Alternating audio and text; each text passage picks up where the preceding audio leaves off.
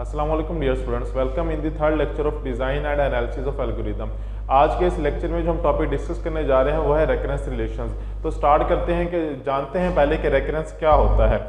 Recurrence की अगर definition की बात करें तो जैसे कि फर्स्ट पॉइंट में मेंशन है कि ये क्या होती है, इक्वेशन ऑफ इनइक्वालिटी होती है जिसके अंदर फंक्शन की वैल्यूज़ को हम स्मॉलेस्ट इनपुट के लिए डिफाइन करते होते हैं। अभी हम इनकी कुछ एग्जांपल्स भी देखेंगे, इसके मेथड्स भी देखेंगे, तो आपको मजीद इसके बारे में क्लियर हो जाएगा कि इसमें हम लोग क्या काम करते होते हैं और किस तरह से हम सॉल्व करते होते हैं स्मॉलेस्ट इनपुट वैल्यू के लिए। सो रेकरेंस बेसिकली क्या होती है, recurrence relationship means to obtain a function defined on the natural numbers that satisfies the recurrence. अगर आप इक्वेशन नीचे देखें तो T N is equal to theta 1 if n is equal to 1, यानी कि अगर n की वैल्यू 0 होगी तो T N is equal to theta 1 होगा, विच मीन्स इक्वल टू 1 होगी इसकी वैल्यू। लेकिन अगर हम इसको डिवाइड कर दें और मल्टीप्लाई कर दें 2 से, इस फंक्शन को अगर हम डिवाइड एंड मल्टीप्लाई बाय 2 करें तो उस केस में क्या होगा कि जो हमारे पास स्मॉलेस्ट इनपुट की वैल्यू आ रही होगी वो क्या होगी, 1 से एक्सीड कर जाएगी, 1 से ग्रेटर होगी, 1 के इक्वल देन नहीं होगी। तो अगर 1 से इक्वल होगी तो देन जो हमारे पास रेकरेंस का जो हमारे रिलेशनशिप बनेगा वो क्या होगा, वो ये होगा। हम आगे इसके पहले मेथड डिस्कस कर लेते हैं, उसमें आपको मजीद इनके एग्जांपल्स में क्लियर हो जाएगा कि इसका क्या मतलब है। सो बेसिकली 4 मेथड्स होते हैं रेकरेंस के। First of all substitution method होता है, देन आइट्रेशन मेथड होता है, देन रेकरेंस ट्री मेथड होता है, देन मास्टर मेथड होता है। आज हम फर्स्ट 3 मेथड्स को प्रैक्टिकली एग्जांपल के थ्रू देखेंगे क्योंकि फोर्थ थोड़ा सा लेंथी है, तो वो इंशाल्लाह हम अपने नेक्स्ट लेक्चर में उसको कवर अप करेंगे। सो पहले देखते हैं सब्स्टिट्यूशन मेथड क्या होता है। सब्स्टिट्यूशन मेथड में हम ये कर रहे होते हैं कि हम सॉल्यूशन को ना गेस कर रहे होते हैं कि हमारा सॉल्यूशन क्या होगा।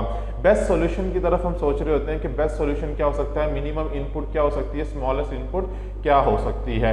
तो सेकंड पॉइंट इसका क्या है कि use the mathematical induction to find the boundary condition and shows that the guess is correct. So हम क्या करते होते हैं, जब हम एक गेस लेते हैं कि जी ये स्मॉलेस्ट इनपुट हो सकती है, तो हम उसको फिर मैथमेटिकली इनपुट्स के थ्रू जो इंटीजर वैल्यूज होती हैं वो इनपुट देकर हम टेस्ट करते होते हैं कि क्या हमारे पास जो रिजल्ट आ रहा है वो ठीक भी आ रहा है या नहीं आ रहा। सो एक ये हमारे पास इक्वेशन है T N is equal to T into N by 2 plus N. So अब हम इसके एक एग्जाम्पल देखते हैं। अगर हम इसको एग्जाम्पल में सॉल्व करें, हमारे पास ये क्वेश्चन है कि क्या है टी एन, इसको हमने सब्स्टिट्यूशन मेथड से सॉल्व करना है। आपको ये इक्वेशन दी गई होगी और आपको कहा जाएगा कि solve proof this by using substitution method. तो क्या है, T N is equal to 2t into N by 2 plus N where N is greater than 10। So हम अब सॉल्व करते हैं।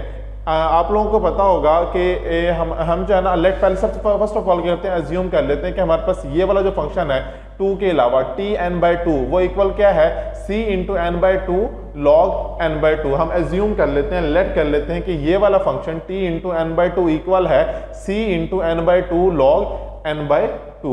सो हम क्या करते हैं, इसकी जगह पे इसकी वैल्यू को पुट कर देते हैं 2 वैसे का वैसे, और देन हमने क्या किया, टी एन बाई 2 की जगह ये वैल्यू पुट कर दी और उसके बाद प्लस एन वैसे का वैसे। अब अगर हम ये देखें तो यहाँ पे ये क्या है, 2 से कैंसिल हो जाएगा तो हमारे पास जाएगा सी एन, तो C N log N by 2 plus N. ठीक है, उसके बाद नेक्स्ट स्टेप में अगर हम देखें तो आपको पता होगा कि लॉगरिथम की थर्ड प्रॉपर्टी होती है कि log A over B is equal to log A minus log B. So हम उसी प्रॉपर्टी को इस्तेमाल कर रहे हैं, C N into log A minus log B, क्योंकि सी एन मल्टीप्लाई हो रहा है तो दोनों के साथ हमने क्या कर दिया, सी एन लिख दिया प्लस एन कर दिया। उसके बाद हम अगर इसको देखें तो log 2 की वैल्यू अगर हम कैलकुलेट करें तो 0 पॉइंट समथिंग आती है, तो हम उसे इग्नोर कर देते हैं। तो यहाँ हमारे पास क्या बच जाएगा, सी एन प्लस एन।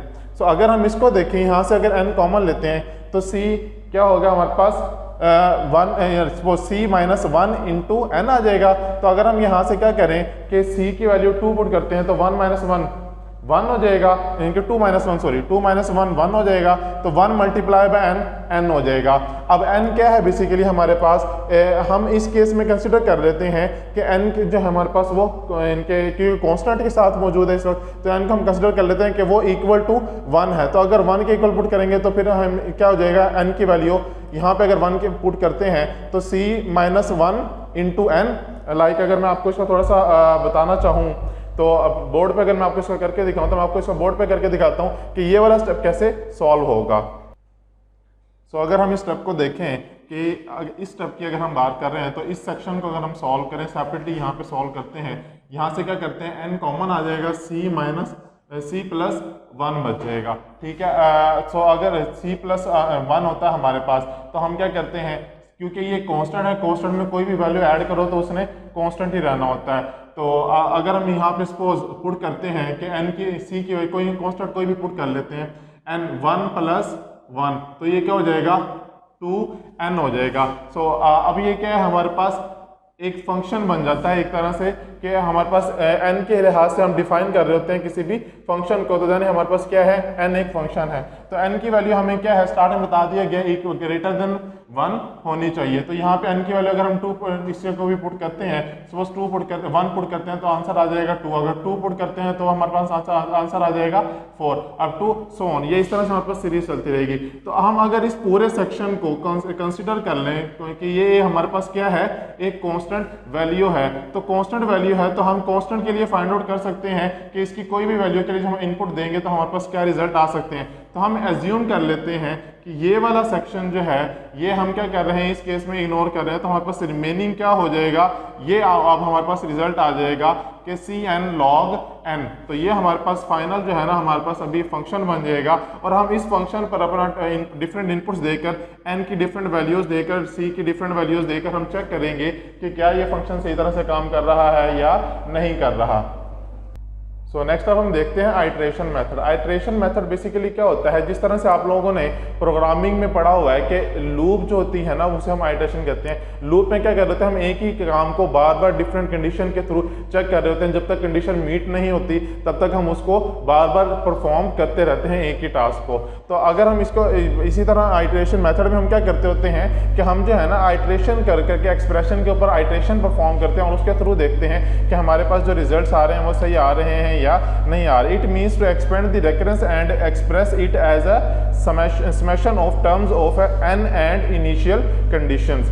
सो हम यहाँ पे एक एग्जांपल सॉल्व करते हैं, देखते हैं कि आइट्रेशन यहाँ पे कैसे परफॉर्म हो रही है। फर्स्ट ऑफ ऑल क्या है, हमारे पास tn is equal to 2t into n minus 1, ये हमारे पास एक फंक्शन है। अब अगर मैं ये देखूं कि 2t इंटू n माइनस 1, तो t इंटू n माइनस 1 को अगर मैं चेंज करना चाहूँ तो ये पूरा tn है ना, तो tn की वैल्यू अगर मैं यहाँ पे पुट करूँ सपोज, तो फिर क्या हो जाएगा, यही वाली वैल्यू अगर मैं यहाँ पुट कर सकता हूँ। लाइक अगर आप यहाँ पे देखें तो फर्स्ट ऑफ ऑल क्या है, tn is equal to 1 if n is equal to 1, लेकिन क्या होगा, tn is equal to 2t into n minus 1 if n is greater than 1। So हम यहाँ पे एज्यूम कर लेते हैं कि n क्या है, ग्रेटर देन 1 है, तो उस केस में क्या होगा, 2 इंटू टी की जगह वैल्यू क्या पुट कर लेंगे हम, ये जो हमारे पास tn की वैल्यू है वो हम पुट कर देंगे 2t इंटू n माइनस, अब देखें सेकंड के लिए 1 नहीं होगा क्योंकि एक का इंक्रीमेंट होगा, तो यहाँ पे वैल्यू क्या हो जाएगी 2। सो अगर हम इसको सॉल्व करें तो हमारे पास हो जाएगा, नेक्स्ट हम देखें तो 2 का स्क्वायर इंटू 2 से मल्टीप्लाई हो जाएगा, विच मीन्स 4 हो जाएगा। 2 का स्क्वायर लिख लें या 4 लिख लें, 2 square into two square T into n minus 2। Similarly अगर हम इसको फर्दर नेक्स्ट आइट्रेशन के लिए सॉल्व करें तो ये क्या हो जाएगा, 4 हो चुका होगा, ये वाला 4। ठीक है, अब ये हमारी इक्वेशन बन जाएगी। इसमें अगर हम देखें t इंटू n माइनस 2 की जगह वैल्यू पुट करें तो n माइनस 2 की जगह n माइनस 1 आ जाएगा हमारे पास, ये वाला n माइनस 1 आएगा तो माइनस 1 माइनस 2 माइनस के 3 हो जाएंगे। तो t का यहाँ पे क्या हो जाएगा, ये देखें t का 2t वैसे का वैसे हम पुट कर देंगे, ठीक है, उसके बाद n माइनस 3 हो जाएगा, तो ये क्या हो जाएगा 4 इंटू 2 8 हो जाएगा हमारे पास, 8t इंटू n माइनस 3, या फिर तो 2 का cube t into n minus 3 up to so on. जितनी भी हम आइट्रेशन परफॉर्म करेंगे तो इसी तरह क्या होगा, यहाँ पर एक का इंक्रीमेंट होता जाएगा और पावर में भी एक का क्या होता रहेगा, इंक्रीमेंट होता जाएगा। इससे हमें क्या पता चलता है कि हमारा जो मेन फंक्शन है वो क्या है, tn is equal to 2 raise to power i, क्योंकि ये इंक्रीमेंट हो रहा था ना, पहले 1 then 2 then 3 4 5 6 up to so on, ये चलता रहा है। तो यहाँ पे आइट्रेशन हो रही है बेसिकली, तो यहाँ पे हमने i ले लिया। उसके बाद t इंटू n माइनस 1, ये तो कांस्टेंट चीज थी ना, लेकिन इनके चेंज कहाँ पे आ रहा था, वैल्यू कहाँ पे चेंज हो रही थी, 1 2 3। यहाँ पे देखें पहले 1 थी देन 2 होगी, 3 4 अप टू सो, जितनी भी आइट्रेशन परफॉर्म होती जा रही है तो वैल्यू क्या हो रही है, एक का इंक्रीमेंट होता जा रहा है। तो हमारे पास जो फाइनल फंक्शन बनता है वो क्या बन जाता है, ये बनता है। आगे यहाँ पे अगर हम वैल्यूज पुट करें n minus 1 is equal to 1 और i is equal to n minus 1, अगर हम इसे सॉल्व करें i की वैल्यू निकालें तो इसे वहां ले जाएंगे, इसे यहाँ लेंगे, तो i की वैल्यू क्या हो जाएगी, n माइनस 1 हो जाएगी। और हम इस इक्वेशन में इसकी वैल्यू को पुट करते हैं, tn is equal to 2 raise to power i की जगह वैल्यू हम क्या पुट कर रहे हैं, n माइनस 1 और t into n minus i इनके n माइनस 1, तो ये हमारे पास क्या हो जाएगा, 1 हो जाएगा, 1 माइनस 1 0, तो ये t1 बन जाएगा हमारे पास। 0 के हम कंसीडर करते हैं, 0 की जगह हम 1 लिख देते हैं, तो ये क्या हो जाएगा हमारे पास 1, t1 की वैल्यू हमारे पास क्या होती है 1, सो इसकी जगह क्या आ जाएगा 1, और हमारे पास क्या हो जाएगा tn is equal to 2n minus 1, which means जो हमने ये इक्वेशन अभी देखी थी ये वाली, कि अगर तो t की वैल्यू इनकी ये वैल्यू ग्रेटर देन 1 है, n की वैल्यू ग्रेटर देन 1 है, तो वो फंक्शन के इक्वल हो जाएगा। सो बेसिकली हमने देखें प्रूफ भी किया है कि tn is equal to 2 raise to power n minus 1 है, जो कि एक्चुअल फंक्शन हमारे पास जो n की वैल्यू है वो इसमें मिनिमम इनपुट जो होगी वो ग्रेटर देन 1 होनी चाहिए।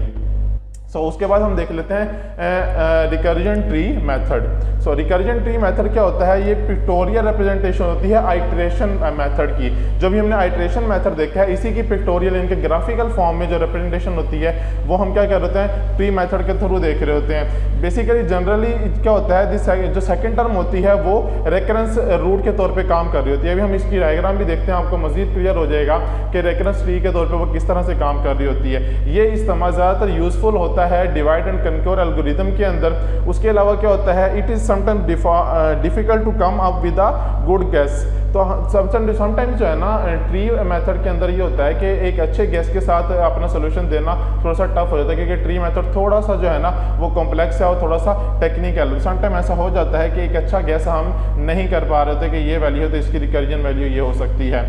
रिकर्जन ट्री के अंदर जो हर रूट होती है उसके चाइल्ड जो है ना वो रिप्रेजेंट कर रहे होते हैं कॉस्ट ऑफ अ सिंगल सब प्रोग्रामिंग के। अगर एक प्रोग्राम है तो उसके अंदर कोई सब प्रोग्राम है, उसके अंदर देन सब प्रोग्राम है, तो जितने भी सब प्रोग्राम होगी उन सब की कॉस्ट को जो है ना हम ट्री मेथड के अंदर हर स्टेज पर डिफाइन कर सकते हैं। अभी मैं आपको डायग्राम दिखाता हूँ, आपको ये मजीद क्लियर हो जाएगा।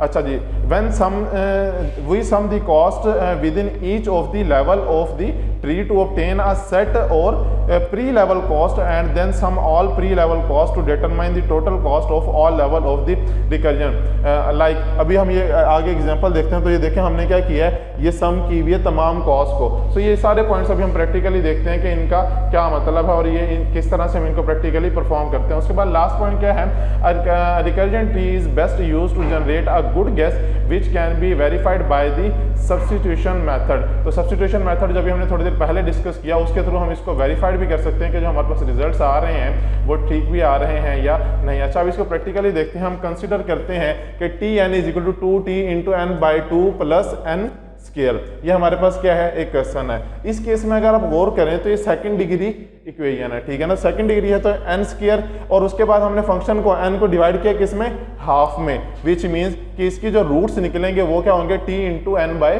2 होंगे। सो अगर हम यहाँ पे भी देखें तो पहला जो फर्स्ट रूट निकलेगा वो क्या होगा t into n by 2, then second root जो होगा वो इसका इनके 2 को हम डबल कर देंगे, 2 को डबल करेंगे तो क्या हो जाएगा 4, देन इसके बाद नेक्स्ट जो होगा वो इसको डबल कर देंगे विच मीन्स 8 हो जाएगा। तो अप टू सोन ये हम इस तरह से ही ये ट्री जो है ना वो चलता रहेगा। चाइल्ड नोट्स देखें यहाँ पे आपको मजीद क्लियर हो रहा होगा कि फर्स्ट हमारे पास क्या है n का स्क्वायर मेन फंक्शन, तो देखिए मेन फंक्शन वही है। उसके बाद क्या है n बाई 2 का स्क्वायर। अच्छा, जो इसका n के रिजल्ट निकाल रहे हैं, अभी हमने जो थर्ड स्टेप इसमें देखा था पीछे स्लाइड्स में, उसमें क्या कह रहे हैं n स्क्वायर बाई 2। अच्छा, एक चीज से यहाँ पे कंफ्यूज मत होइएगा, यहाँ पे n बाई 2 होल का स्क्वायर है, तो सॉल्व कर अगर मैथमेटिकली हम बात करें तो इसका मतलब ये बनता है कि n स्क्वायर डिवाइडेड बाई 4, जबकि यहाँ पे हमारे पास जो टोटल रिजल्ट आ रहा है वो n स्क्वायर बाई 2 आ रहा है, विच मीन्स जो n है हमारे पास ये यहाँ इस केस में n यहाँ पे हमारे पास मेन हमारा फंक्शन है जो कांस्टेंट है हमने, ठीक है ना। और जो हमारे पास वैल्यू चेंज हो रही है ये हमारे पास क्या है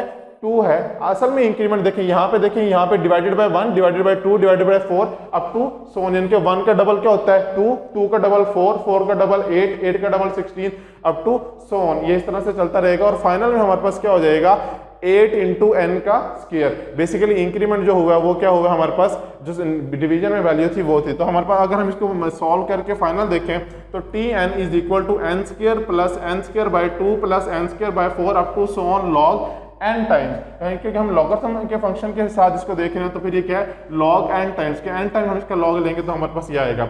अगर हम इस फंक्शन को सिग्मा के फॉर्म में या समेशन के फॉर्म में डिफाइन करना तो किसका कर सकते हैं, n square sigma 1 is equal to 0 infinity times is into 1 by 2 raise to power i।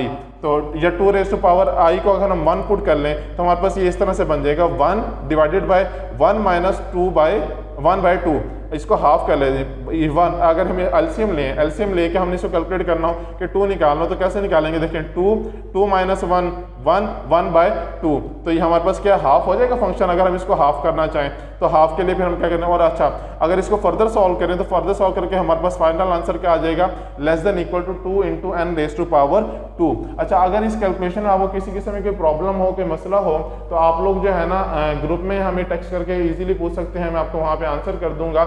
इसकी फर्दर जो है ना बोर्ड पे भी इसको सॉल्व करके मैं आप लोग के साथ शेयर कर दूंगा, ताकि अगर आप लोगों की कंफ्यूजन है तो वो भी आपकी क्लियर हो जाए। सो आज के लिए इतना ही, इंशाल्लाह अपने नेक्स्ट लेक्चर में हम फोर्थ मेथड को डिस्कस करेंगे। तब तक के लिए अपना ख्याल रखिएगा। अल्लाह हाफिज़।